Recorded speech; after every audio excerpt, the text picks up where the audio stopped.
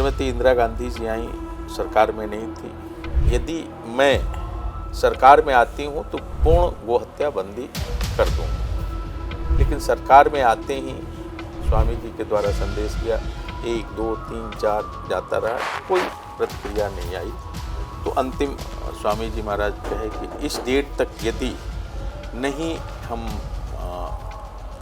प्रतिबंध लगता है गोहत्या पर, तो मैं उसमें आंदोलन पर उतर आऊँगा। ऐसा ही हुआ कि नहीं, प्रतिबंध पूर्ण क्या आंशिक भी प्रतिबंध नहीं लगा और स्वामी जी महाराज को पूरे भारत का भ्रमण किए और जितने भी हमारे 13 अखाड़े हैं, चारों शंकराचार्य हैं, या जितने संप्रदाय हैं भारत के, वैष्णव, शाक्त, शैव, तो सारे लोग एक, ऐसा आज तक भारत में कोई आंदोलन नहीं हुआ या कोई कार्यक्रम नहीं हुआ जिसमें सारे संतों का एक साथ सहमति हो या उपस्थिति हो। वो सारे लोग संसद मार्ग के लिए मार्च किए, दिल्ली में एकत्र हुए और उस आंदोलन को सरकार कुचलना चाहिए, उसको हिंसक बनाई।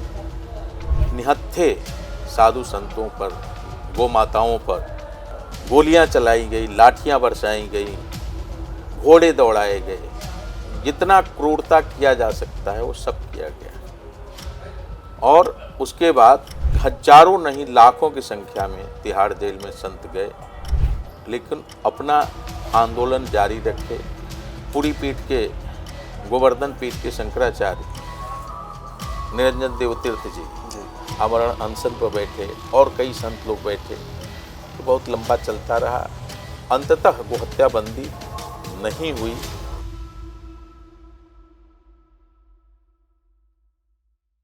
महाराज जी, धर्मगुरु कृपातीर्थ जी महाराज, उनका खुद का अध्यात्म इस लेवल पे था, लेकिन बहुत लोग जो आज की जनरेशन नहीं जानती, उनका एक बहुत बड़ा पॉलिटिकल रेवोल्यूशन, एक बहुत ही बड़ा आंदोलन था।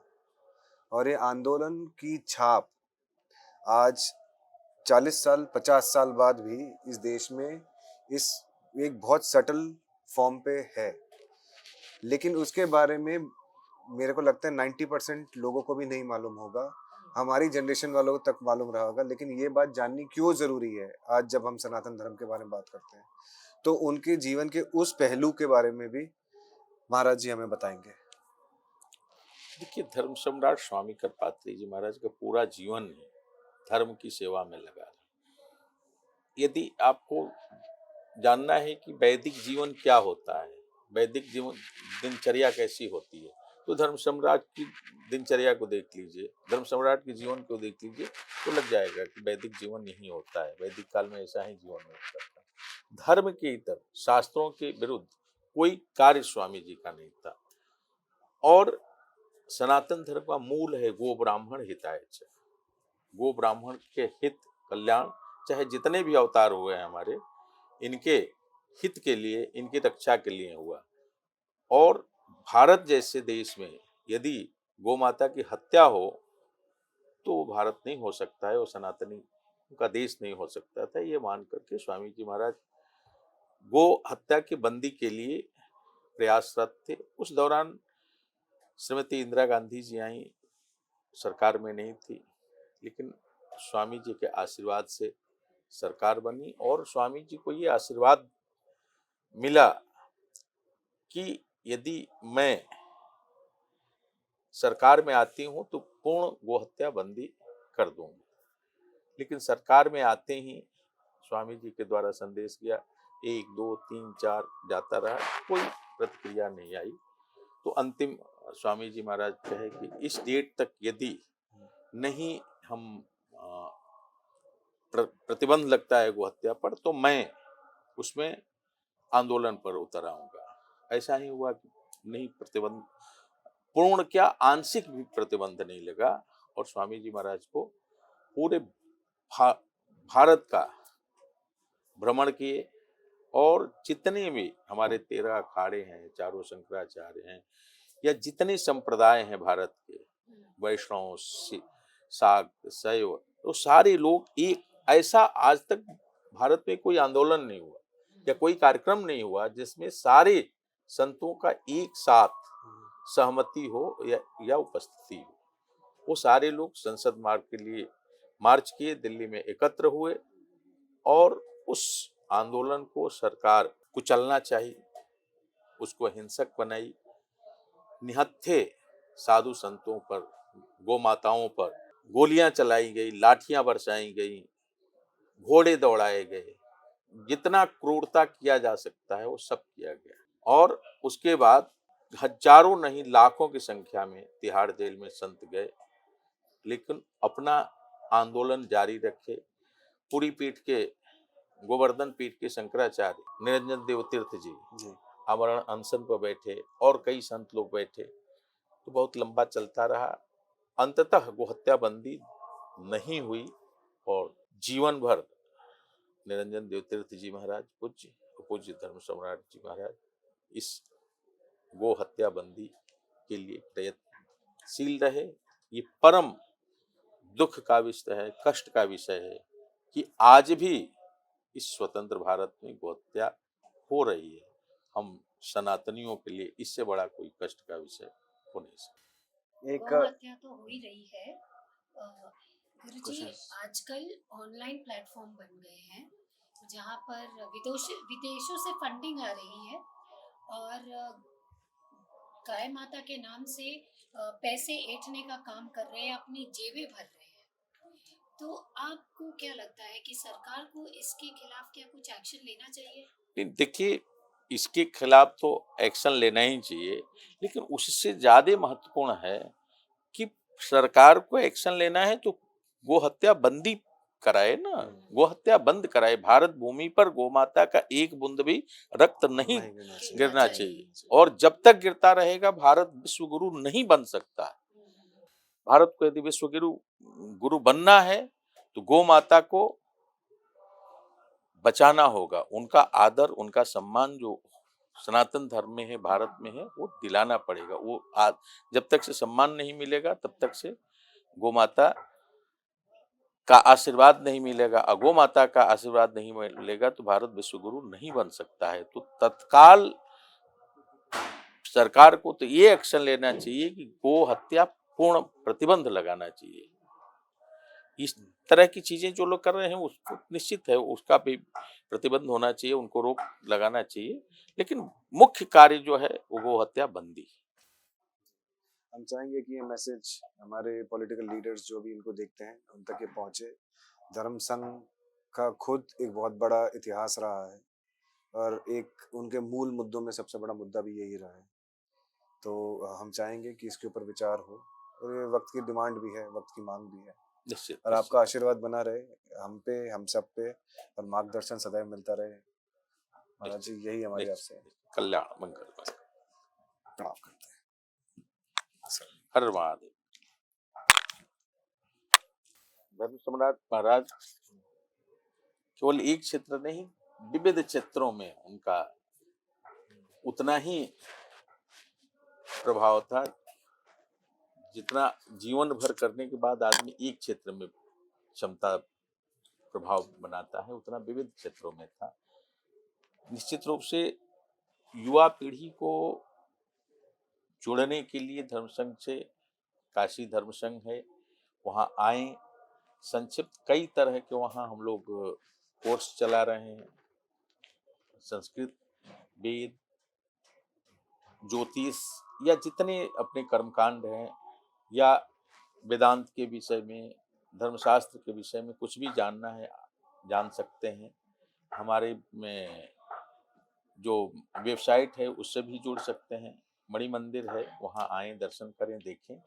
और स्वामी जी महाराज का केवल एक बात था कि मानव मस्तिष्क जहां तक चिंतन कर सकता है सब हमारे वेदों में हो चुका है, कोई शेष नहीं। अभी विज्ञान बहुत पीछे, बहुत आगे जाना है, उसके आगे भी चिंतन हो चुका है, कोई शेष नहीं बचा है। केवल आवश्यकता है अपने शास्त्रों का अनुकरण करने की, शास्त्रों को मानने की, उस पद चिन्हों पर चलने की जिसमें हमारे महापुरुष जिस मार्ग को दिखाएं, जिसमें आगे बढ़े। केवल युवा पीढ़ी को ये करना है कि अपने परंपराओं को, अपने शास्त्रीय परंपराओं को, अपने शास्त्र के वचनों को, शास्त्र के आदेश का अनुपालन करना है और कुछ नहीं करना है। जैसा पूज्य महाराज श्री कर रहे थे कि बहुत आज के चिंतन अपने संप्रदाय की, अपने देश की बात होती है, वसुधैव कुटुंबकम की बात, प्राणियों में सद्भावना की बात होती है, तो धर्म सम्राट जी के द्वारा होती है, धर्म संघ के द्वारा होती है। वो भी विश्व के कल्याण की ही नहीं, सद्भावना पूरे विश्व की तो हो। प्राणी, कोई भी प्राणी मात्र है, मनुष्य ही नहीं, प्राणी में पशु पक्षी सब आते हैं, सबके कल्याण की बात करता है, वो है धर्म संघ और वही है सनातन धर्म। सनातन धर्म और धर्म संघ में कोई अंतर नहीं है। जो सनातन धर्म के विचार हैं वही धर्म संघ के विचार हैं, वही स्वामी कृपात्री जी महाराज के विचार हैं। जो स्वामी कृपात्री जी महाराज के विचार हैं, जो धर्म संघ का विचार है, वही वेदों का विचार है, वही पुराणों का विचार है, वही हमारे परंपरा है, वही हमारी ऋषियों की, मुनियों की मार्ग दिखलाया जो है वही है। उसी का अनुसरण करने की जरूरत है, जिससे भटक रही आज युवा पीढ़ी। और इसको इस रूप में मैं कहूँगा आपको कि आपके घर में अमूल्य मोती, हीरे, जवाहरात ढेर लगा हुआ भरा है और आप कांच के पीछे दौड़ रहे हैं जहाँ तत्वहीन है। ये सारे रिसर्च, आधुनिक रिसर्च आ गए हैं कि इस सृष्टि की रक्षा करनी है, विश्व की बचाना हो। अभी इको फ्रेंडली की बहुत छोटी सी बात है, लेकिन हमारे यहाँ तो हम नदी, पहाड़, पेड़ पौधे किसको नहीं पूजते हैं। हमारे यहाँ पंच महाभूत की बात होती है, पंच महाभूत की पूजा करते हैं। और उस समय कहा गया था कि इनको बचाओगे तो सृष्टि बचेगी। और सृष्टि, हमारे तो ब्रह्मांड की बात होती है, विश्व को प्राणियों से भी आगे ब्रह्मांड की बात होती है। ब्रह्मांड की रक्षा करना है, ब्रह्मांड की रक्षा करना है तो इनको प्योर रखना होगा, इनको शुद्ध रखना होगा, जिस रूप में है उसी तरह से। और जीवन, मानव जीवन तो तभी सुखमय हो सकता है, आनंददायक हो सकता है, जब प्रकृति के साथ जितना आप तालमेल बिना बैठा के चलते हैं, जितना साथ चलेगी प्राकृतिक जीवन ही वैदिक जीवन है। प्रकृति से जुड़ा हुआ जीवन वैदिक जीवन है। हमारे वेदों में और कुछ नहीं कहा है।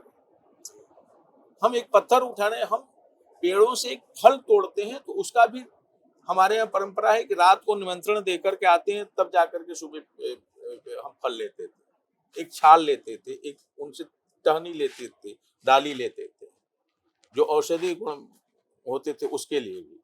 तो ये वैदिक जीवन था। प्रकृति हमारी सेंटर में रही है जीवन हाँ, के, परंतु अब थोड़ा प्रकृति बाहर हो गई है। हाँ, उसी को वापस बीच तो में लाना है। उसी का वही धर्म संघ जैसे धर्म ऑर्गेनाइजेशन संघ का वही मूल काम है जी। और जो विश्व है उससे बिरत गया है तो उसका परिणाम भी भोग रहा है, उसका दुष्प्रभाव भी दिख रहा है। बिल्कुल। तो उन सभी दुष्प्रभावों को रोकना है मूल रूप से, तो वेदों के तरफ चलना होगा, स्वामी कृपात्री जी महाराज के विचारों की तरफ चलना होगा। वेदों के और स्वामी कृपात्री जी के विचारों के अलावा और कोई विकल्प नहीं है। तो जो लोग इटालियन स्विच वर्ड्स यूज कर रहे हैं, अपना नाम यहाँ लिख रहे हैं, नंबर यहाँ लिख रहे हैं, उन सभी से रिक्वेस्ट है कि आप इतने बड़े गुरुजी, इनको फॉलो करें, इनकी बातें माने, इनकी वेदों की बातें आप समझें। महाराज जी बहुत हो रहा है इंटरनेट पे कि नाम लिख लो धन बरस जाएगा, कौन बोलो धन बरस जाएगा, ये बोलो धन बरस जाएगा। तो आजकल वो खोलो मोबाइल और यही सब चीजें। हाँ, भटकाव तो है, ये बहुत ज्यादा भटकाव। उपाय उपाय उपाय 24 घंटे उपाय, ये उपाय। हमारे यहाँ भाई केवल और केवल अपने कर्मों का फल बताया गया है, उपाय कहाँ तक होगा, वो कभी उपाय कभी होती। अच्छा महाराज जी, एक कैमरा ऑफ कैमरा क्वेश्चन है मेरा, वो ये है कि जैसे हम लोग चारों, मैं जब भी हम लोग इसके बारे में वेदों में या फिर कोई भी चीज़ की क्लैरिफिकेशन चाहिए होती है तो काशी विद्वत परिषद को देखा जाता है उसकी तरफ। अभी मैं पीछे एक वीडियो देख रहा था जिसमें रामभद्राचार्य जी भी किसी चीज़ को लेके जब डिस्कशन हो रहा था तो उन्होंने बोला कि आप काशी विद्वत परिषद को बुलाएं और उनके सामने बैठ के साक्षात्कार हो। तो या इसके बारे में कुछ बताएंगे, क्योंकि क्या कि काशी विद्वत परिषद का एक्चुअली रोल क्या है ये, क्योंकि सिंस आप काशी से हैं और आपके तो बिल्कुल वो आपकी ही भूमि है वो, तो हमारी भूमि है, वो धर्म संघ के ही लोग हैं भाई, वो भी हाँ, अलग नहीं है, जी जी जी वो धर्म संघ के ही लोग हैं। जी और अ, स्वामी जी के द्वारा ही काशी विद्वत परिषद को रिकॉर्ड ज्यादा पुष्ट किया। हाँ, प्रणाम स्वामी जी। गुरु जी, आप धर्म सम्राट कृपाति जी महाराज के बारे में पहले हमें कुछ बताएं। धम्म सम्राट स्वामी कृपाति जी महाराज के किसी भी व्यक्ति के एक क्षेत्र होता है, जैसे विद्या है, कोई संगीत में है, कोई गायन में है, आप माने कि इस क्षेत्र में चल हैं। धर्म सम्राट जी महाराज स्वामी कृपाति जी महाराज के जैसे विद्या था, वैसे तपस्या था, वैसा ही लिखनी था और वैसा ही त्याग था। सब कुछ महाराज जी में परिपूर्ण प्राप्त था। और जो उनने तपस्या किया, आजकल के संत सोच नहीं सकते, करना तो बहुत बड़ी बात है। और कुछ दिन पहले कृपात्री जी, धर्म सम्राट स्वामी कृपात्री जी महाराज के नाम इसलिए पिया कि 5 घर वो जाकर भिक्षा मांगते थे, नारायण नारायण नारायण किए। यदि 5 घर से कुछ मिल गया तो उसको जल में धोकर, और स्वाद नहीं हो, जल में उसको धोकर और उसको एक समय थोड़ा सा वो इसे कर्म ही लेते थे। इसलिए कृपाति धर्म सम्राट स्वामी कृपाति जी में कर्म ही पान करते थे, इसलिए कृपाति धर्म सम्राट स्वामी कृपाति जी में नाम पड़ा। और बहुत दिन तक ले महाराजा श्री ऋषिकेश में गंगा जी के तट पर तप किए। अच्छा। वो वही स्थल है, तो महाराजा श्री के सरस्वती जी के वही साक्षात हुआ। और महाराजा जी जो सनातन धर्म के कहा जाए तो मुख्य स्तंभ हुए। धीरे धीरे हमारे मंदिरों को मर्यादा बढ़ती जा रही थी। गौ माता के जो आज ये हर जगह आप सुन रहे हैं, ये महाराज जी के आंदोलन चालू किया हुआ था। अच्छा। और लाखों संत तिहाड़ जेल में धर्म सम्राट स्वामी कृपाति महाराज के साथ थे। सभी संत, सभी संप्रदाय, भारत के जितने संत सब महाराज जी के समर्थक थे। आजकल के युग से कहने कि कुछ वो जा रहे हैं, वो जा रहे हैं, ऐसा कुछ नहीं था। महाराज जी की एक आवाज होती थी तो समझते थे कि ये सनातन धर्म के हस्ताक्षर हो गया, प्रमाण हो गया। तो इस ढंग से महाराज जी का व्यक्तित्व था। और महाराज जी के विषय में तो हम का कोई भी जितना कहेगा उतना ही कम है, चाहे जिस क्षेत्र में कहे उतना ही कम है। लेकिन महाराज जी के ऐसा जीवनी था कि वो आजकल के युग में कोई संत कर ही नहीं सकता है, सोच नहीं सकता है। करना तो बहुत बड़ी बात हो गई हम समाज के। और हम लोग तो सोच कर सीमित हो जाते हैं कि महाराज जी किस प्रकार से इसे तप किए, किस प्रकार से महाराज इसका ऐसा सूत्र था कि हमारा तो जैसे कोई एक धर्म के लगा है, ये धर्म का जय हो, अधर्म का नाश हो, विश्व का कल्याण हो, है ना। महाराज के नारा लगाया हुआ था। हम तो विश्व के कल्याण के सोचते हैं। आजकल तो थोड़ी सी सीमित हो गए हैं लोग, सही बात है। अपना ही क्षेत्र को उत्थान सोच रहे हैं लोग।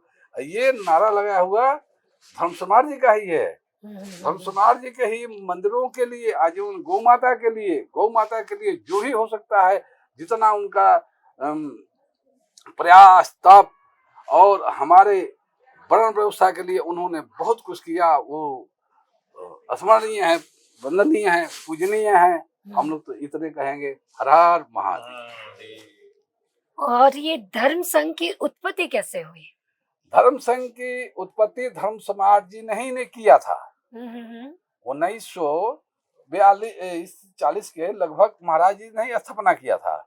और धर्म संघ के इसलिए किए थे कि हमारे सनातन धर्म पर जो आघात हो रहा है उसको रक्षा के लिए धर्म संघ के हर एक जगह पर, दिल्ली में हुआ और काशी में हुआ और जगह जगह पर महाराज धर्म सम्राट जी ने, नर्मदा तट पर भी महाराज जी बहुत तप किया है। नर्मदा तट पर भी महाराज जी बहुत तप किए। कुछ उनके तप के बारे में बताएं आप।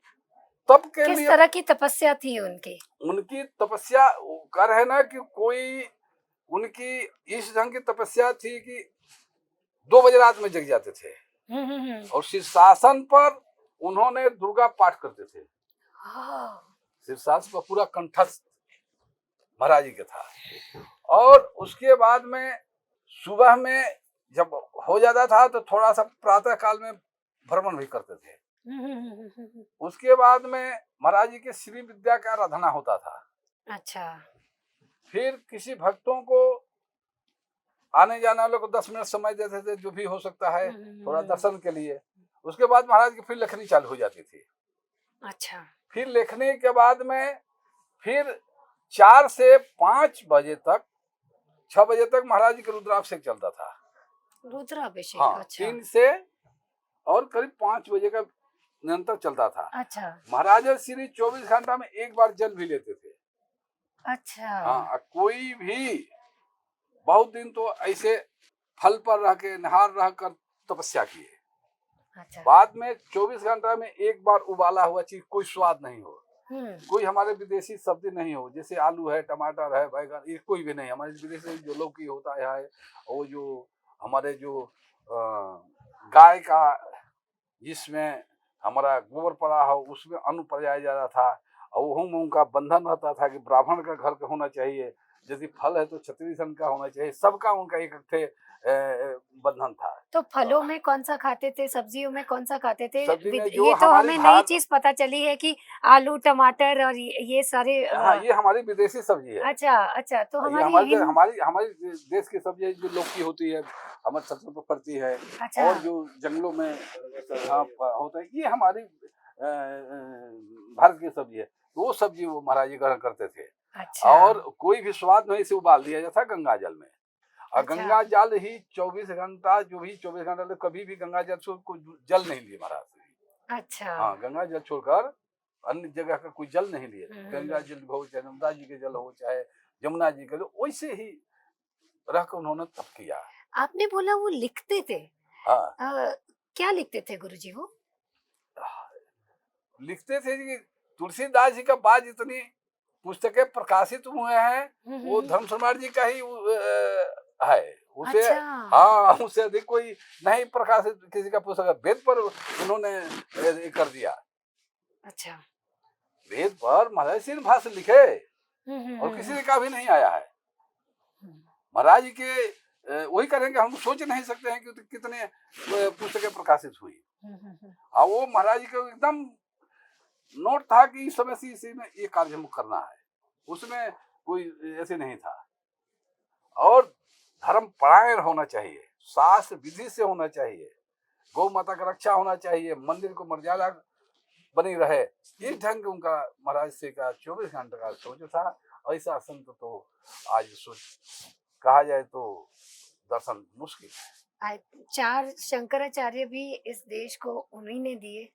हाँ, ये परंपरा लुप्त हो चुकी थी। धीरे धीरे जैसे ज्योतिषपीठ पर बहुत दिन से कोई शंकराचार्य नहीं थे, तो महाराज जी स्थापित किए। और 4 पीठ के शंकराचार्य के तो आज कुछ शंकराचार्य भगवान के स्थापित किए हुए हैं। तो बीच में जहाँ जहाँ थोड़ा सा लुप्त होते थे तो वहाँ महाराज जी के सहयोग से बैठाए जाते थे। अच्छा। करपात्री जी महाराज जी के ऊपर तो कोई भी नहीं है, धर्म सम्राट करपात्री जी महाराज जी।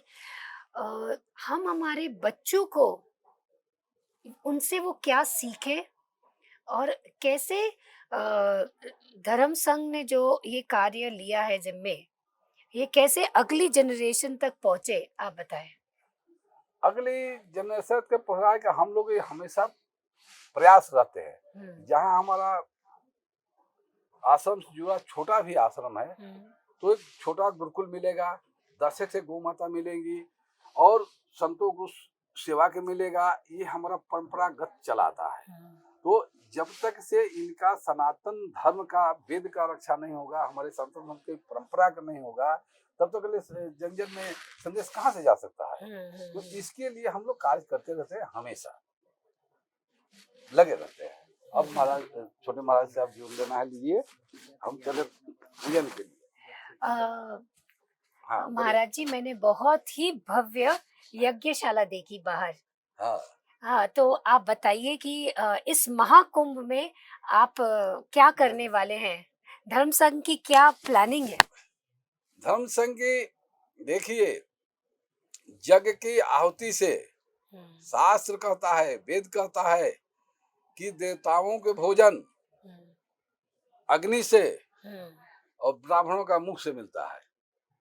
जो ब्राह्मण को भोजन करा दिया, वैदिक ब्राह्मण हो, आचमान हो और संध्या बंदन करने वाले हों, पूजा पाठ करने वाले हों, तो समझिए कि भगवान की ही भोजन प्राप्त हुआ। प्राप्त हुआ है। अग्नि से जो हम स्वाहा स्वाहा करके डालते हैं, तो हम्म, भगवान की ही भोजन प्राप्त होता है। अग्नि हम्म, के माध्यम से ही हम चाहे जिस भी देवी देवता के चाहें तो प्रसन्न कर सकते हैं। हमारा ये पहले से ऋषि मुनियों का, हमारे देवताओं का ये परंपरा है। इसलिए अब कुंभ में जब तो हम लोग हमेशा करते रहते हैं, जहाँ होता है भक्तों को भी होता रहता है। सौरभ बाकी यहाँ जो होगा, ये जो हमको 100-200 साल में प्राप्त नहीं होगा, ये इस कुंभ में हो जाएगा। हम्म।